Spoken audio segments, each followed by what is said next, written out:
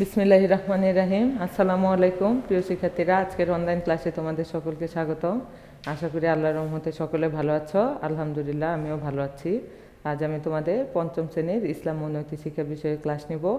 আজ আমি তোমাদের পাঠ্য বইয়ের 25 এবং 26 পৃষ্ঠা নিয়ে আলোচনা করব। তোমরা সকলে তোমাদের বইয়ের 25 পৃষ্ঠা খুলো। আজকে আমরা সালাতের সময় সম্পর্কে জানব, সালাতের ফজিলত এবং শিক্ষা সম্পর্কে জানব, এবং জামাতের সাথে সালাত আদায় করলে কি কি পুরস্কার পাওয়া যায় সে সম্পর্কে জানব। প্রিয় শিক্ষার্থীরা, কোনো বান্দা যখন জামাতের সাথে সালাত আদায় করে তাহলে আল্লাহ তাকে 5টি পুরস্কার দিবেন। পুরস্কারগুলো হচ্ছে: তার জীবিকার অভাব দূর করবেন, কবরের আযাব থেকে মুক্তি দিবেন, হাসরে আমলনামা ডান হাতে দিবেন, পুলসিরাত বিজলির মতো দ্রুত পার করবেন, তাকে বিনা হিসাবে জান্নাত দান করবেন। তাহলে জান্নাত লাভ করতে হলে নিয়মিত সালাত আদায় করতে হবে। মহানবী সাল্লাল্লাহু আলাইহি সাল্লাম বলেছেন, সালাত জান্নাতের চাবি। রাসূল সাল্লাল্লাহু আলাইহি সাল্লাম আরও বলেছেন, কিয়ামতের দিন সর্বপ্রথম সালাতের হিসাব নেওয়া হবে।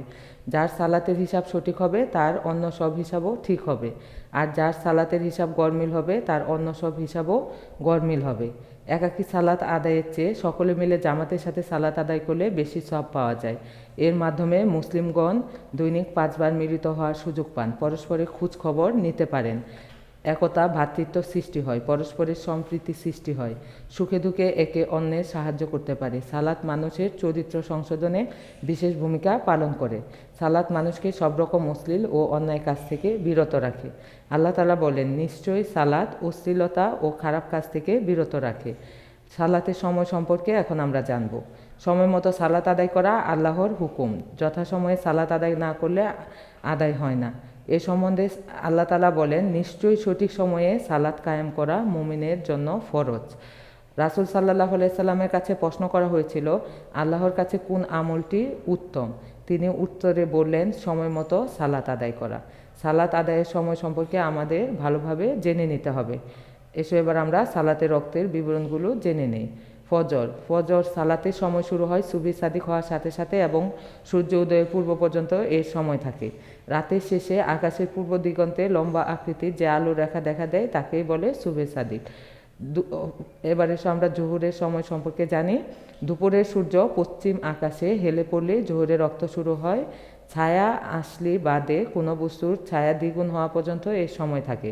কোনো বস্তুর ঠিক দুপুরের সময় যে ক্ষুদ্র ছায়া থাকে তাকেই বলে ছায়া আসলি বা আসল ছায়া।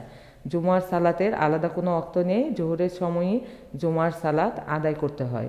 আসর জোহরের সময় শেষ হলে আসরের সময় শুরু হয় এবং সূর্যাস্তের পূর্ব পর্যন্ত বিদ্যমান থাকে, তবে সূর্যের রং হলুদ হওয়ার আগে আসর সালাত আদায় করতে হয়। মাগরিব সূর্যাস্তের পর থেকে মাগরিবের সময় শুরু হয় এবং পশ্চিম আকাশে যতক্ষণ লালিমা বিদ্যমান থাকে ততক্ষণ সময় থাকে। এশা মাগরিবের সময় শেষ হলেই এশার সালাতের রক্ত শুরু হয় এবং সুবহি সাদিকের পূর্ব পর্যন্ত বিদ্যমান থাকে, তবে মধ্যরাতের আগেই আদায় করা উত্তম। প্রিয় শিক্ষার্থীরা, এবার এসো এই 2 পৃষ্ঠায় যে গুরুত্বপূর্ণ প্রশ্নগুলো ছিল সেগুলো সম্পর্কে আমরা জানি। এগুলো আমি বোর্ডে লিখে দিয়েছি, খেয়াল করো। সময় মতো সালাত আদায় করা আল্লাহর হুকুম, এটা একটা অতিরিক্ত শূন্যস্থান। তারপর জুমার সালাতের আলাদা কোনো অর্থ নেই, এটাও একটা অতিরিক্ত শূন্যস্থান। তারপর আজকে আমরা জানতে পেরেছি জামাতের সাথে সালাত আদায় করলে আল্লাহ তাআলা কয়টি পুরস্কার দিবেন এবং সেগুলো কি কি, এটা একটা তোমাদের অতিরিক্ত বড় প্রশ্ন। তারপর আজকে আমরা এটাও জেনেছি যে 5 ওয়াক্ত সালাতের সময়, এটা তোমাদের অধ্যায়ের 3 নাম্বার বড় প্রশ্ন। তারপর আছে সালাতের ফজিলত ও শিক্ষা বর্ণনা করো। এইগুলো তোমাদের উত্তরের শীটে দেওয়া আছে।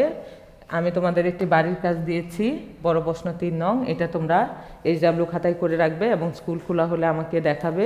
প্রিয় শিক্ষার্থীরা, আমরা সকলে 5 ওয়াক্ত সালাত আদায় করব ইনশাল্লাহ। মা বাবার কথা শুনবে।